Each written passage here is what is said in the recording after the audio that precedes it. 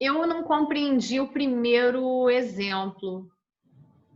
Qual que foi É, o o trecho? primeiro exemplo é do Antes Eu do que Você, né? Que a filha é uma mulher jovem que sofria de esclerose múltipla. Certo.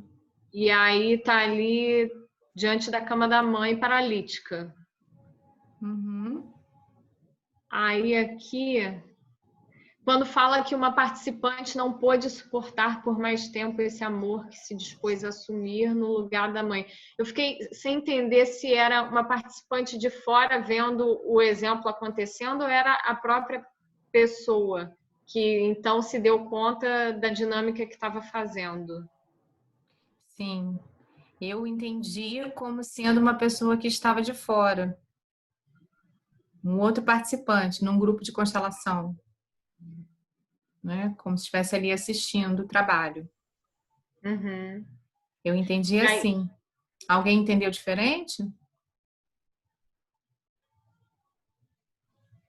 Então é isso. Ela era, pelo que ele conta, parece que ela era uma terapeuta Não, e mas ela ela. coloca aqui.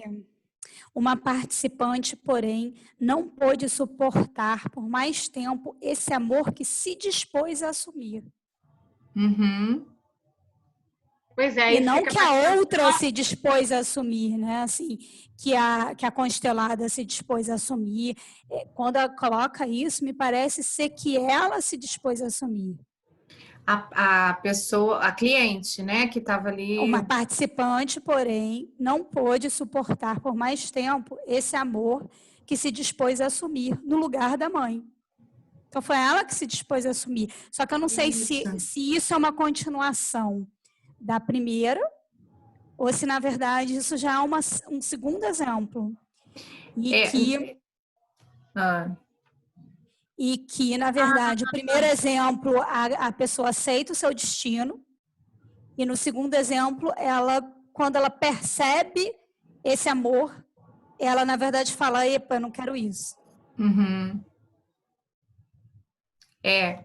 Então, o que eu entendi foi que numa constelação, esse amor da filha pela mãe foi revelado, que é o amor infantil, né? A filha se prejudicando no lugar da mãe, nessa dinâmica, eu por você, mamãe, né? E aí, o que que acontece? Muitas vezes numa constelação, quando a gente está trabalhando com as identificações, é esse o nome, é como se a gente estivesse no lugar do identificado, o identificante no lugar do identificado, como se eles fossem a mesma pessoa. Então, qual que é a técnica que o Bert Hellinger usa quando ele está fazendo constelação para que a pessoa possa se desidentificar? Ele faz a técnica do confronto, que é isso. Muitas vezes a gente vê algumas pessoas se achando assim, mas como é que vai fazer isso na constelação? É exatamente a técnica do confronto.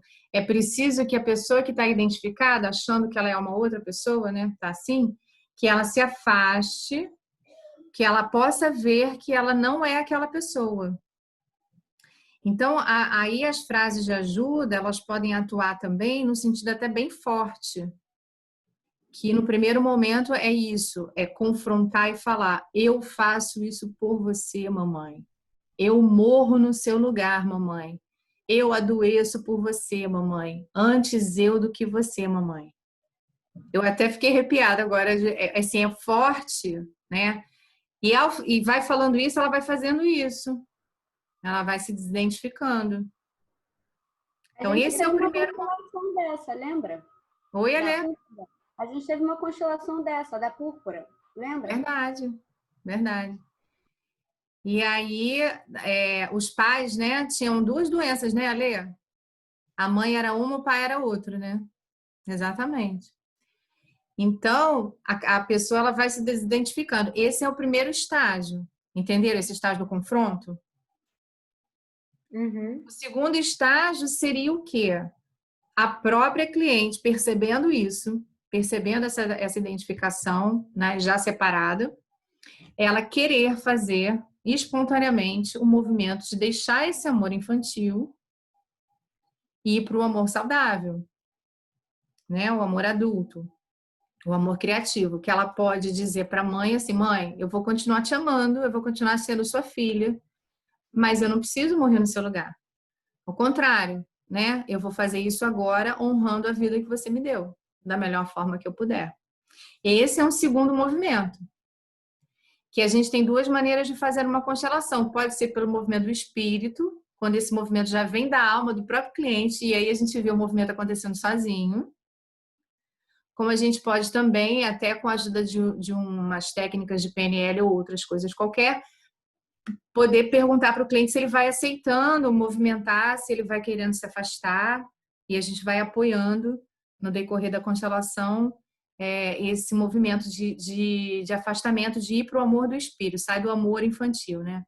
Mas essa segunda etapa não é nem tão mais necessária assim. O mais importante é a primeira etapa, que é a etapa do confronto, para a pessoa perceber que ela está identificada. Ficou claro? Isso já seria, assim, é como a gente vê na constelação. O ideal é que o que está oculto, o que estava inconsciente se revele. Isso já seria o suficiente. E a partir daí, o que a gente puder mais entregar para o cliente, à medida que ele for aceitando, também é melhor, né? Eu acho que é... E aí o que me pareceu é que nesse trabalho, a filha, ela percebeu esse amor que ela tinha, mas que ela não conseguia dar esse segundo passo, essa segunda etapa. Ela queria continuar ali, naquele amor infantil, honrando a mãe com a doença. Né? E aí o constelador respeitou isso, o terapeuta de constelação respeitou esse movimento, e aí uma outra pessoa que estava lá é que não aguentou ver isso. Falou: não, você não pode deixar ela assim, você tem que fazer alguma coisa por ela. E o constelador falou: não, né, isso há que ser respeitado, a autonomia dela, ela não quer. Não chegou a falar isso com todas as letras, né, mas é o movimento que se percebe que a gente tem que respeitar, porque quem está olhando isso e não consegue aceitar isso, precisa olhar para dentro de si também e ver que movimento é esse. Por que está querendo ser o salvador? Né? É assim que eu vi. Mas alguém quer contribuir, entendeu alguma coisa diferente de mim? Aqui é para isso mesmo, né? De trocar.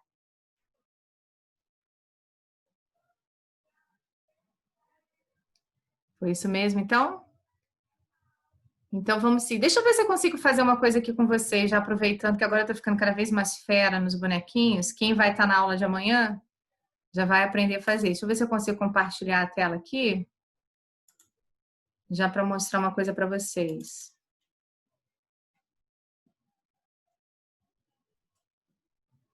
Vocês estão vendo a tela?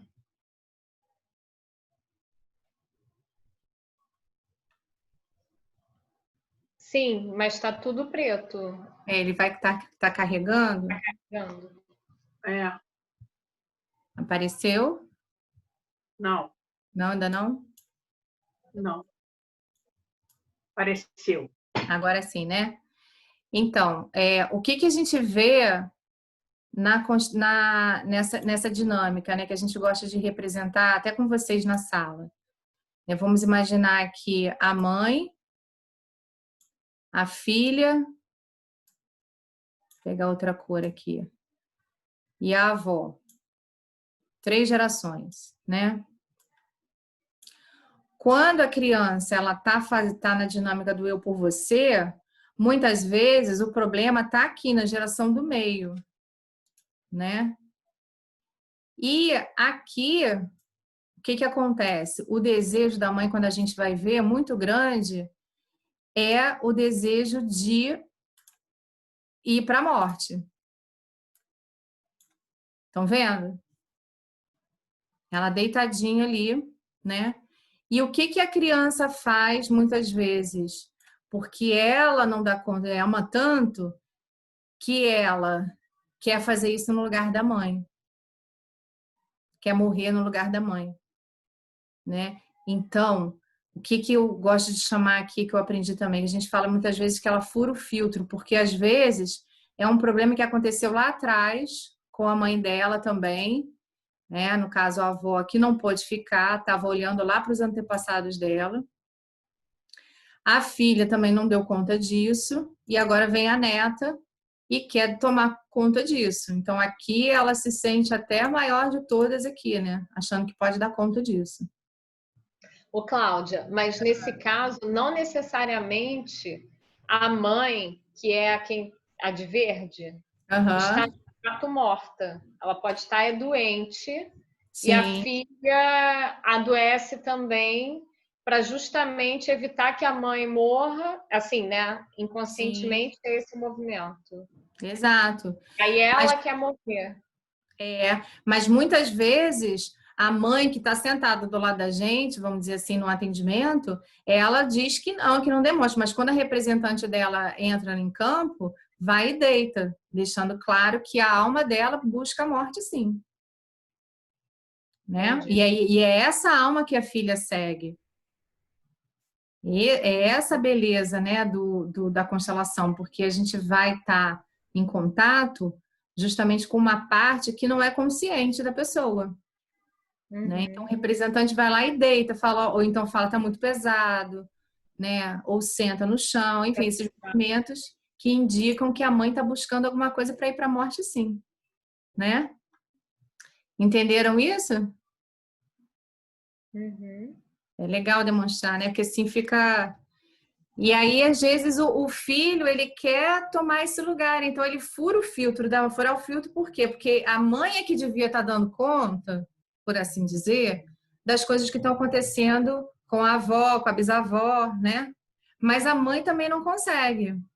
Então a filha vem e quer no lugar da mãe. Por isso que eu falo de furar filtro, tá furando o filtro da mãe, né? A mãe tinha que estar filtrando, mas não está conseguindo também. Então vem a filha e quer fazer isso, né? A gente fala, não, volta, você é pequena, deixa isso para lá, né? Deixa isso com eles que dão conta. São aquelas frases de autorregulação do sistema que vocês já ouviram bastante, né? Então, essa é essa dinâmica. Alguém quer colocar mais alguma coisa? Podemos seguir, então? Então, vai, Lili, por Eu queria favor. falar que naquela constelação da púrpura, eu fui a menina, né? Eu fui a filha. E eu Ah, senti, eu até fiz essa observação, eu senti que naquela doideira toda que estava acontecendo, aquilo ali não era meu. Tipo, eu estava doente, mas aquilo ali não era meu. Era muito clara essa sensação dentro de mim, sabe? Tá aí só trazendo exatamente isso, que não é da pessoa. A pessoa tá puxando para ela, mas não é dela. olha só, né? E se a gente for pesquisar mais a fundo na família, a gente ainda vai encontrar mais informação, né? Mas é que realmente não tem necessidade, né? Aquilo já era suficiente para mostrar para a família. Muito bom, Ale, obrigada. Então, sigamos. Outra dinâmica. Antes desapareça eu do que você. Mesmo que você vá, eu fico. Né? Na verdade, é uma dinâmica, substituir uma dinâmica pela outra. Frequentemente identificamos como condição de uma doença fatal o propósito de um filho ou uma filha em face de uma pessoa amada. Na anorexia, o propósito é o seguinte: antes desapareça eu do que você, querido papai. Na esclerose múltipla, o propósito foi, no exemplo que vimos, antes desapareça eu do que você, querida mamãe. Uma dinâmica semelhante acontecia antigamente com a tuberculose, que por essa razão era denominada compulsão de desaparecer. Essa dinâmica também está presente no suicídio e no acidente fatal. Quando essa dinâmica se revela na conversa com o cliente, qual seria a solução que ajuda a cura? Como acontece com toda boa descrição de um problema, a solução já está nela contida e atua através dela. A solução começa quando se traz à luz a frase que faz adoecer o paciente, com toda a força do amor que o move. A diz com ênfase a pessoa querida face a face. Antes desapareça eu do que você. Nesse passo, É importante fazer com que a frase seja repetida tantas vezes quantas forem necessárias, para que a pessoa amada seja percebida e reconhecida pelo paciente como outro. E, portanto, apesar de todo o amor, como uma pessoa autônoma e separada dele. Se isso não acontecer, a simbiose e a identificação perduram, enquanto a diferenciação e a separação, responsáveis pela cura, fracassam.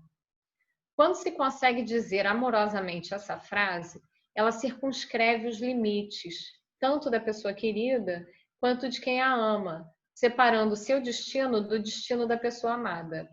Essa frase obriga a perceber não só o próprio amor, mas também o amor da pessoa querida. Ela obriga a perceber, a reconhecer que aquilo que se deseja fazer pela pessoa amada seria para ela antes um peso do que uma ajuda. Então, é o momento de dizer à pessoa amada uma segunda frase. Querido pai, querida mãe, querido irmão, querida irmã. Ou seja, quem for. Mesmo que você vá, eu fico. Às vezes, sobretudo quando a frase se dirige ao pai ou à mãe, o cliente ainda acrescenta: querido pai, querida mãe, abençoe-me, mesmo que você vá e eu ainda fique. Trago um exemplo a respeito. O pai de uma mulher tinha 2 irmãos deficientes. Um era surdo e o outro psicótico. Ele sentia-se atraído pelos seus irmãos e, por lealdade a eles, desejava partilhar seu destino, pois não suportava a própria felicidade diante da desgraça dos irmãos. Mas sua filha percebeu o perigo e lançou-se na brecha. Colocou-se no lugar do pai ao lado dos tios e em seu coração disse ao pai: querido papai, antes desapareça eu e me junte aos seus irmãos do que você. E querido papai, antes partilhe eu a desgraça com eles do que você. E tornou-se anoréxica. Qual seria a solução para ela? Ela precisaria pedir aos tios, mesmo que só interiormente: por favor, abençoem o meu pai se ele fica conosco. Abençoe-me se fico com o meu pai. Para ou continua? Porque vai mudar de lado. Pode parar um pouquinho se alguém quiser fazer alguma pergunta ou algum comentário. Mas acho que com essa ficou um pouco mais clara até também, né? Essa tá bem clara. Eu achei. Então, vou seguir. Então, siga. Eu sigo você por eu vivo ainda há algum tempo. Por trás do desejo de desaparecer que move o pai ou a mãe e que o filho procura impedir com a frase antes eu do que você, existe frequentemente uma outra frase. Eles a dizem como filhos aos seus pais ou irmãos quando estes morreram cedo, contraíram uma longa doença ou ficaram inválidos. A frase é esta: eu sigo você. Ou, mais exatamente, eu sigo você em sua doença. Ou, eu sigo você para a morte. Numa família, atua primeiro a frase eu sigo você, que é também uma frase infantil. Mais tarde, quando essas crianças, por sua vez, se tornam pais, seus filhos impedem que a executem, dizendo antes eu do que você. Quando a frase eu sigo você se revela como quadro de fundo de doenças graves, acidentes ou tentativas de suicídio, a solução que traz ajuda e cura consiste em que o filho, com toda a força do amor que o move, diga com ênfase, encarando a pessoa amada: querido pai, querida mãe, querida irmã, eu sigo você. Aqui também é importante fazer com que a frase seja repetida tantas vezes quantas forem necessárias, até que o ser amado seja percebido e reconhecido como uma pessoa autônoma, que apesar de todo o amor, é separada do eu de quem diz a frase. Então, o filho também pode dizer ao morto querido uma segunda frase, que realmente o dispensa e libera da obrigação do segmento funesto. Querido pai, querida mãe, querida irmã, você morreu. Eu vivo ainda há algum tempo, e então também morrerei. Ou ainda, eu cumpro o que me foi dado, enquanto durar, e então também morrerei. Quando o filho vê que um de seus pais quer seguir uma pessoa de sua família de origem na doença e na morte, ele precisa dizer: querido pai, querida mãe, mesmo que você vá, eu fico. Ou então, mesmo que você vá, eu lhe dou um lugar de honra, e você continuará sendo para sempre o meu pai ou minha mãe. Ou, quando algum dos pais tiver cometido suicídio, eu me curvo diante de sua decisão e de seu destino. Você continuará sendo para sempre o meu pai ou minha mãe, e eu continuarei sendo para sempre o seu filho ou sua filha. Aqui eu quero perguntar. Pois não. Pode, claro. Essa dinâmica do suicídio, aqui está falando sobre o filho, né, dizer essas frases para o pai ou para a mãe que tenha se suicidado. Mas e quando acontece, poderia acontecer de um irmão querer seguir, é isso que está falando também, né? Também pode. Um irmão olhar para uma irmã que se suicidou e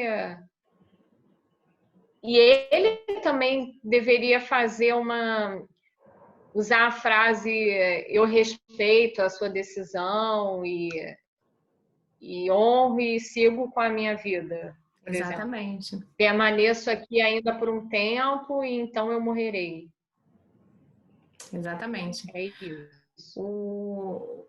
Os casos que a gente vê que tem a maior atração dessa comunidade de destino que o Bert Hellinger fala são pais e filhos, depois os irmãos, né, entre irmãos, e sobrinhos e tios. E desses irmãos, os irmãos gêmeos são ainda mais fortes.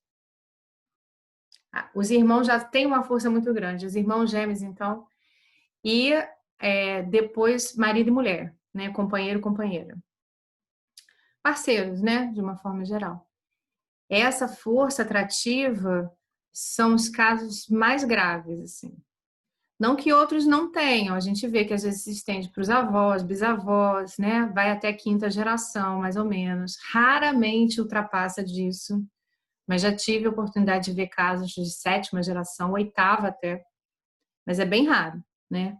Normalmente são assuntos muito pesados na família, que deixaram marca, assim, para chegar em gerações mais antigas, que foram muito funestos, deixaram marcas graves, muito importantes, porque é uma informação que ainda continua atuando naquele campo de consciência familiar, né?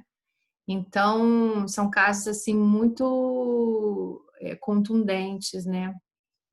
Os casos mais leves, aí as gerações, elas ficam, assim, normalmente entre os avós e bisavós, mais ou menos, né? Uhum. Então, dos irmãos também, Lili, muito forte. E quando o irmão se sente atraído, assim, por um outro irmão que morreu, especialmente se for mais novo esse irmão, né? Quem suicidou é o mais velho, é bem parecido com o dos irmãos. Muitas vezes a gente vê aquele irmão que ficou querendo seguir o irmão na morte. E é justamente por isso. Aí vem o filho desse irmão que quer seguir o outro na morte, e aí quer furar o filtro do pai e fala, papai, eu no seu lugar. Uhum. Então, a gente tem aí duas possibilidades. Se é o irmão que quer seguir o outro na morte, a gente está falando da dinâmica eu sigo você. Percebe? Se, além dele, ainda vem um filho... Antes eu do que você. Antes Tá. perfeito. Agora você... Acho que agora você... Uhum. Entende? Então, depende de quantas pessoas estão envolvidas e de quem que a gente está constelando. É uma coisa que eu sempre falo, a gente não pode tirar de foco quem é o cliente da constelação. Se a gente está constelando o filho, a dinâmica que vai aparecer é essa, eu sigo você, eu no seu lugar. Aliás, desculpa, eu por você, eu no seu lugar. Se a gente está constelando o irmão, né? A gente vai... Aí a dinâmica vai aparecer é eu sigo você. esse irmão que quer seguir o outro na morte. Uhum. E muito provavelmente o suicida, na verdade, ele estava numa própria dinâmica de eu sigo você na morte. Possivelmente. Possivelmente. Entendi. Né? Todo mundo Ok. entendeu? Olha que bacana. Por isso que quando a gente mostra, até mostrando aqueles bonequinhos, essas 3 gerações. Que é exatamente a ideia, né? De mostrar 3 dinâmicas aqui possíveis, né? A filha, que fala eu no seu lugar, que é essa história de furar o filtro. Ela que quer dar conta das questões da mãe, né? Ou então a mãe que quer ir no lugar, ou que está buscando a avó. Vou imaginar que essa avó aqui tenha morrido ao dar à luz a essa filha, né? Vamos botar aqui... Vamos botar aqui uma historinha para a gente poder entender um pouco melhor. Vamos imaginar, essa vozinha aqui morreu, né? Vou até colocar ela morta aqui para a gente não confundir. Essa filha fica buscando a mãe, ela quer ir atrás da mãe. Então fica com pulsão de morte, né? Se ela que vem no workshop constelar, a dinâmica que ela vai estar é querendo seguir a mãe aqui na morte. Então, o que vai aparecer aqui para essa cliente? Eu sigo você. E aí, possivelmente, a representante dela, como a gente viu, vai estar lá querendo deitar no chão, né? Querendo representar justamente a morte, né? Mostrando, né? Não é isso. Não tem problema, a gente não perder tanto tempo aqui. Achei. Lie down. Então, aqui a dinâmica mamãe, você não pode ficar, eu sigo você. Aí vem essa filhinha nasce. E agora vamos imaginar que ela que esteja no foco da constelação. A dinâmica que ela vai falar aqui. Não, mamãe, você não. Eu no seu lugar. Então, ela que vai acabar falando isso, né? A gente pode até colocar aqui.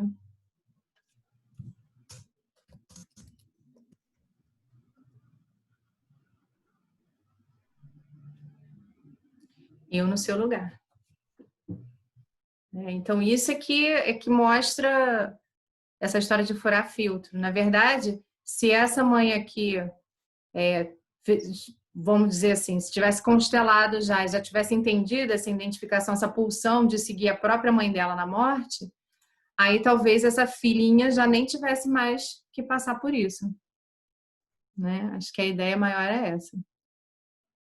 Ficou claro todo mundo? Sim. É bom, né? Poder olhar assim a imagem. Eu gosto. Cláudia, você falou dos gêmeos. Existe diferença de gêmeos univitelíneos para dizigóticos? Gêmeos idênticos e gêmeos... Assim, em termos de força de atração, eu acho que não. Eu acho que não. São fortes do mesmo jeito. Né? Talvez a gente possa explorar uma questão genética maior, né? Mas, mesmo assim, eu acho que nunca vi nenhum relato, viu, André, de que haja uma diferença, não. O que a gente vê até que quando existe os gêmeos, né? Inclusive, quem casa com alguém que tem um irmão gêmeo, não sei se vocês vão lembrar isso do módulo de casais. É como se estivesse casando com 2. Se a gente casou com um marido que tem um irmão gêmeo, a gente tem que saber que a gente vem em segundo. Em primeiro vem o irmão gêmeo do nosso marido. Na ordem, na hierarquia dos sistemas, em primeiro vem o irmão gêmeo do nosso marido. Olha a tamanha força. E quando o irmão, por exemplo, o meu irmão, ele é gêmeo. Só que um sobreviveu e o outro morreu. Morreu depois de nascer. Morreu alguns dias depois que nasceu. Sim. Isso Aí, isso num casamento teria alguma... Também, mesmo efeito, porque ele também existe, né?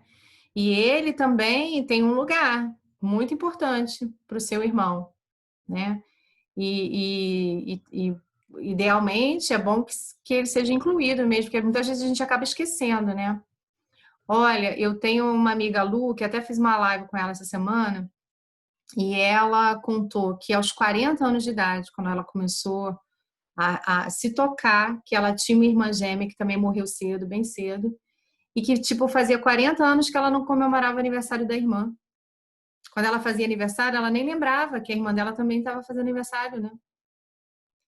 E aí ela disse que o efeito disso, quando ela começou a se tocar, começou a incluir a irmã, isso mudou muito. Que é a história da inclusão que a gente vê, né? Então, para o seu irmão, é muito importante que ele inclua. Para você também, né, Andréia? É mais um irmão seu, né? Mas ele que é gêmeo, então, na bem verdade forte. tem 2, porque depois de mim, a minha mãe também fez um aborto. Ah, então, olha aí, a família aumentando, que beleza. São 4 filhos, só tem Aham, 2 vivos, né? Mas são 4 aham, filhos. Um é, aborto, um que na verdade nasceu, mas morreu 2 dias depois de ter nascido, que o meu irmão nasceu prematuro, os 2 gêmeos, com 6 meses. aham. Então, isso é bem forte. Agora, assim, só porque é univitelino ou não, eu acho que é tão forte quanto, isso não tem muita diferença, principalmente para a ordem do amor da inclusão, da hierarquia, né, da ordem de chegada.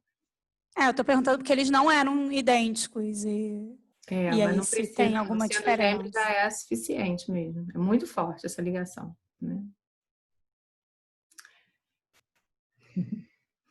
Sigamos? Sigamos. Então, bora mais um pouco. Espera aí. Aqui. A fé que faz adoecer. Essas duas frases, antes eu do que você e eu sigo você, são ditas e realizadas com a consciência leve e com a certeza da inocência. Ao mesmo tempo, correspondem à mensagem cristã e ao modelo cristão. Por exemplo, a palavra de Jesus no Evangelho de São João. Ninguém tem maior amor do que quem dá a vida por seus amigos. A doutrina cristã, como exemplo dos santos e heróis cristãos, confirma a fé da criança, que espera poder substituir outras pessoas, assumindo em seu lugar a doença, a desgraça e a morte. Crê também que, desde que pague o mesmo preço a Deus e ao destino, poderá salvar outras pessoas da doença e do sofrimento, por meio da própria doença e do próprio sofrimento, e arrancá-las da morte através da própria morte. Ou ainda, caso não consiga na Terra uma salvação, a criança acredita que, perdendo a vida, como seus entes queridos que faleceram, os reencontrará por meio da própria morte. Posso seguir? A expiação pela culpa. Uma outra dinâmica que provoca doenças, suicídios, acidentes e mortes é o desejo de expiar pela culpa. Às vezes, um fato que foi obra do destino sem possibilidade de interferência, por exemplo, um aborto espontâneo, uma doença, uma deficiência ou a morte prematura de uma criança, é encarado como uma culpa. O que ajuda nesse caso é olhar os mortos com amor, expor-se à dor e deixar em paz o que passou. Se por obra do destino acontece a uma pessoa algo que causa prejuízo a outros e proporciona a essa pessoa uma vantagem, a salvação ou a vida, isso é igualmente sentido como culpa. Por exemplo, quando a mãe morre ao dar à luz essa criança. Espera aí que acabou de cair muita ficha aqui. Entretanto, pode existir uma culpa real de responsabilidade de uma pessoa. Por exemplo, quando ela, sem necessidade, entregou ou abortou um filho, ou quando, sem consideração, exigiu de alguém ou lhe causou algum mal. Muitas vezes, a culpa imposta pelo destino ou a culpa real precisa ser paga pela expiação, na medida em que a pessoa paga com danos próprios pelos danos que infligiu a outros, descontando a culpa por meio da expiação, de modo a compensá-la. Por mais danosos que sejam esses atos para todos os envolvidos, eles também são incentivados por doutrinas e modelos religiosos, por exemplo, pela fé no sofrimento e na morte redentora, e na purificação do pecado e da culpa, pela autopunição e pelo sofrimento externo.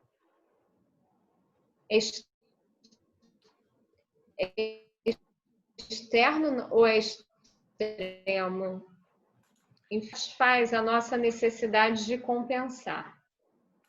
Mas o que realmente se consegue quando se procura reparação por meio de uma doença, de um acidente ou da morte? O que realmente se consegue quando se procura reparação por meio de uma doença, de um acidente ou da morte? Pois então haverá 2 prejudicados em vez de 1, ou 2 mortos e não apenas 1.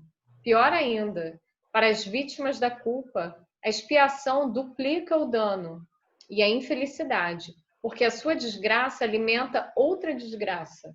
Seu dano provoca novos danos e a sua morte acarreta outra morte. Existe algo mais a considerar. A expiação é um recurso fácil.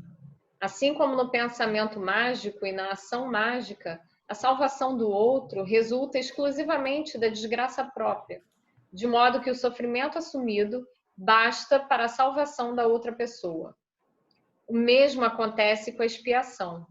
Apenas o sofrimento e a morte são considerados suficientes, sem que se encare a relação e sem que a outra pessoa seja, percebida. Sem que, com ela diante dos olhos, a dor pela sua desgraça seja sentida. E sem necessidade de fazer, com consentimento e a bênção dessa pessoa, algo de bom pelos outros. Na expiação, a pessoa também paga com a mesma moeda. Também aí, a ação é substituída pelo sofrimento, a vida pela morte e a culpa pela reparação. Também aí, o sofrimento e a morte são considerados suficientes, sem ação e sem realização. E da mesma forma, como as frases "antes eu do que você" e "eu sigo você", quando levadas a efeito, apenas aumentam a desgraça, o sofrimento e a morte. Uma criança cuja mãe tenha falecido em seu nascimento sente-se permanentemente culpada em relação a ela, porque a mãe pagou por sua vida com a morte. Ora, quando o filho expia por isso, querendo ficar mal, recusando-se a assumir sua vida, embora ela tenha custado a vida de sua mãe, ou até mesmo cometendo suicídio em ato de reparação, a desgraça é duplamente pesada para a mãe, pois o filho não assumiu a vida que ela lhe deu. O amor dela e a sua disposição de dar tudo ao filho são desconsiderados por ele. Sob esse aspecto, a sua morte foi inútil. E o que é pior, em vez da vida e felicidade, provocou uma nova desgraça. Em vez de morrer uma única pessoa, morrem 2. Quando queremos ajudar um filho assim, precisamos ter em mente que, além do desejo de expiação, ele tem também outro desejo, "antes eu do que você", ou "eu sigo você". Assim, só podemos lidar curativamente com um desejo funesto de reparação quando conseguimos também, por meio dessas 2 frases, a solução da culpa.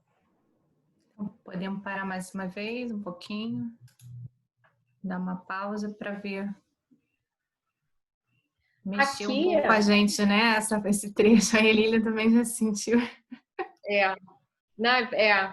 Porque eu tenho uns casos assim que eu sei que enfim. Aqui nesse trecho da expiação,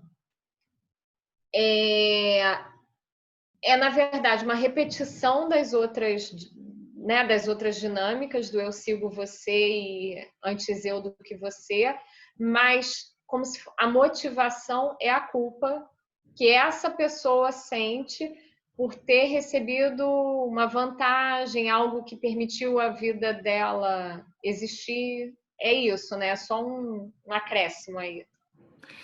Molho. Pode ser também, né? Mas da forma como eu entendo mais, é assim, todos esses aspectos são causas de emaranhamento. Emaranhamento no nosso sistema familiar de origem.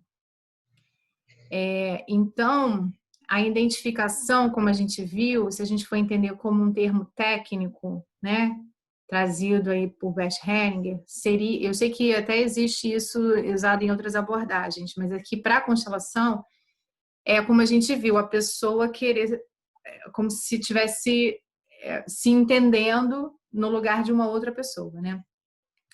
Na culpa, também provoca um emaranhamento. Só que ela não se enxerga assim, como sendo uma outra pessoa. Na verdade, ela nem enxerga a outra pessoa. Na identificação também, ela não está enxergando a outra pessoa porque ela está misturada, né? Mas a dinâmica é um pouco diferente. Na culpa, é como se ela estivesse fazendo assim.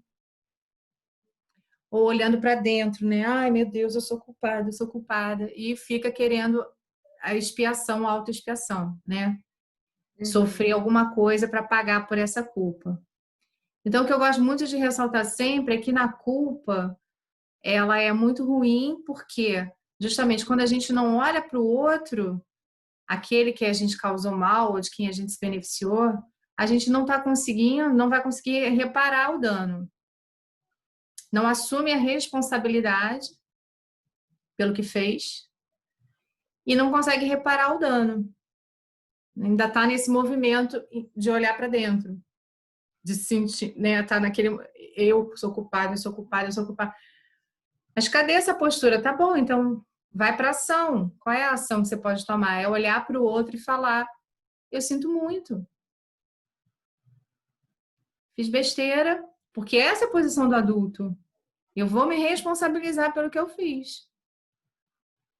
Mas para isso precisa ter essa consciência, né? Na culpa ainda tá aquele amor infantilizado, aquela coisa de olhar para dentro e de não assumir essa postura de se responsabilizar e poder fazer alguma coisa. Se não puder fazer diretamente para a pessoa que sofreu o dano, mas indiretamente, que seja para a sociedade, que seja para a família dessa pessoa, de alguma forma poder se colocar à disposição para poder reparar esse dano e voltar ao equilíbrio. A gente está falando também do dar e tomar, né? Também, né, Cláudia? Oi, querida. A culpa tem o julgamento também, né? Né? De uma certa forma. Mas elabora melhor. Qual que é a sua ideia? Eu tô falando que tudo quando a gente sempre bate, que a gente não pode julgar, que a gente não pode julgar as atitudes das pessoas, a culpa é algum julgamento de alguma forma. Então, a culpa ela não é positiva, não é boa, não deve existir, né? É isso que eu tô querendo dizer. Como eu vejo assim, eu sou um pouco mais condescendente com algumas coisas, porque eu acho que faz parte de um processo, né? Não é que a gente não possa também sentir culpa nem julgar, porque isso faz parte do ser humano. A gente julga ao mesmo tempo, até porque é a função da nossa mente. E a gente não pode querer excluir a mente. Então, como eu sinto como algo inerente ao ser humano, mas que não pode paralisar, a gente não pode ficar parado aí. Então, uma vez percebida a culpa, uma vez percebida a dor, uma vez criada essa consciência, aí a gente pode fazer alguma coisa para mudar. É a mesma coisa que a gente está falando de emoção. Como que eu, ser humano, vou falar, pronto, agora eu não sinto mais raiva? Pronto, agora eu não sinto mais culpa. A gente sente sim, né? E a beleza de poder acolher isso, não querer excluir isso, porque muitas vezes, que nem outro dia eu falei assim, estava conversando com a minha prima, eu falei assim, poxa, hoje eu estou muito triste e tal, muita gente morrendo, eu desabafando com ela, né? E aí ela falou assim, não, tem um remédio, tem assim, essa. Eu falei assim, peraí, Niana, tá no contexto, né? Eu tô triste, cara. E tem um contexto, eu não tô triste à toa, né? É isso, às vezes a gente vê pessoas que não, assim, já não querem entrar em contato com isso. Eu, eu já sou mais assim, não, faz parte, é um movimento, é um processo, até para a gente ir se conhecendo, né?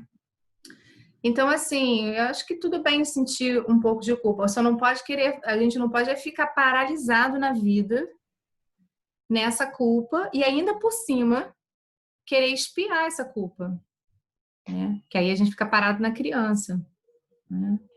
Não sei se de alguma forma, né, assim, ajuda. É claro que isso não é, assim, particularmente da constelação, mas eu acho que isso ajuda a gente também, né, enquanto está aqui estudando e se trabalhando. Se alguém quiser contribuir com mais alguma coisa.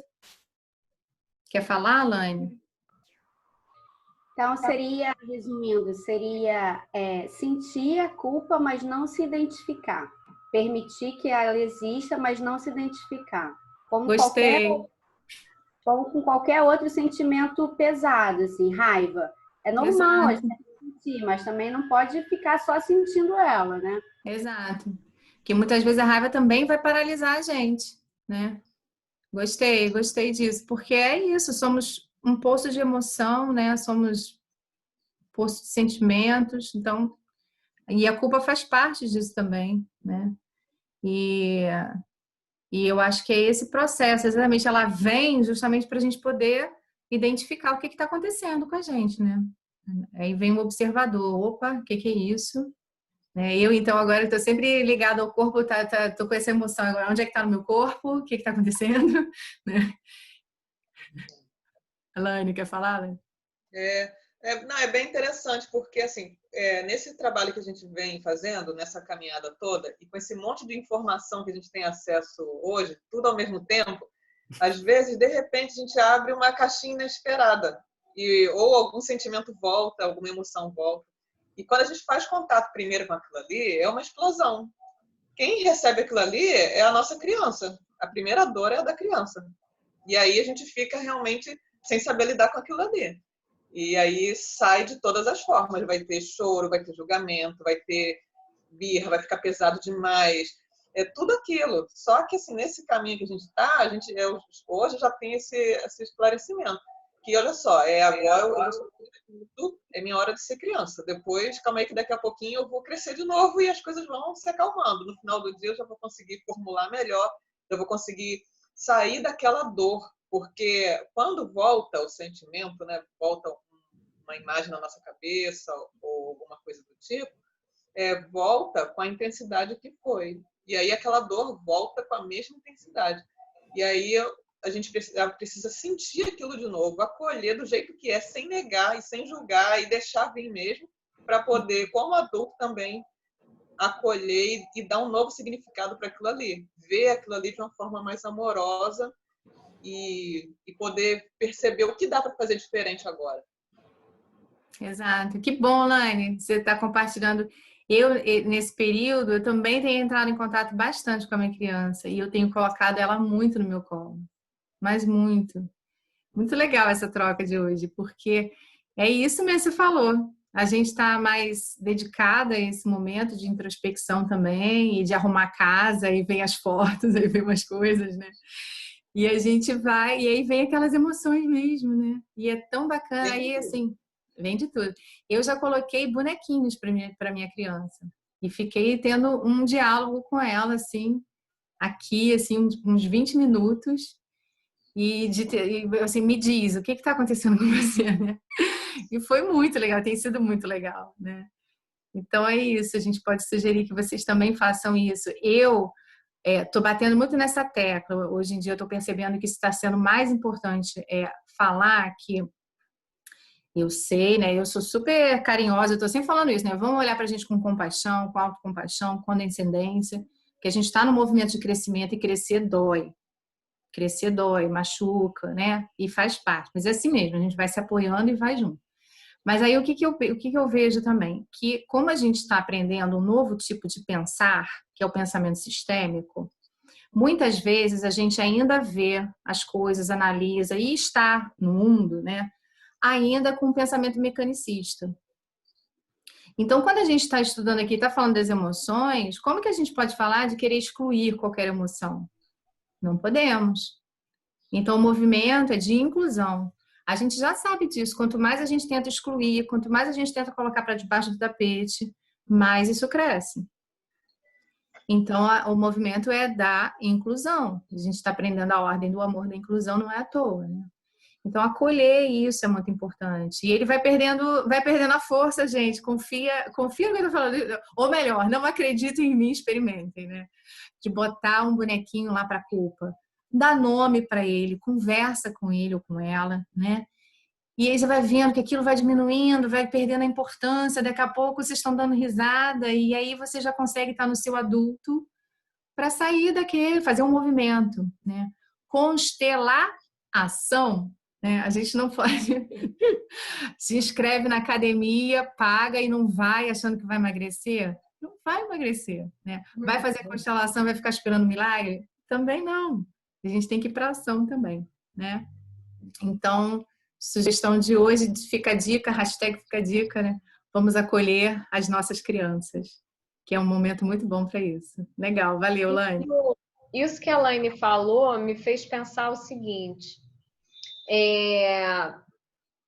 se a gente ainda volta para um lugar que é tão intenso, né? Se o sentimento volta com tanta intensidade, quando a gente olha para determinada situação da nossa vida,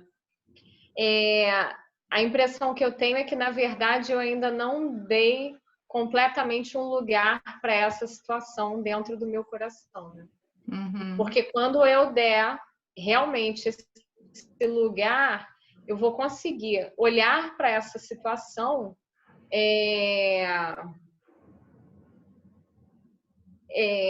como se fosse como uma observadora, né, de Mais fora. tranquila. Pode ir. Ai, diga.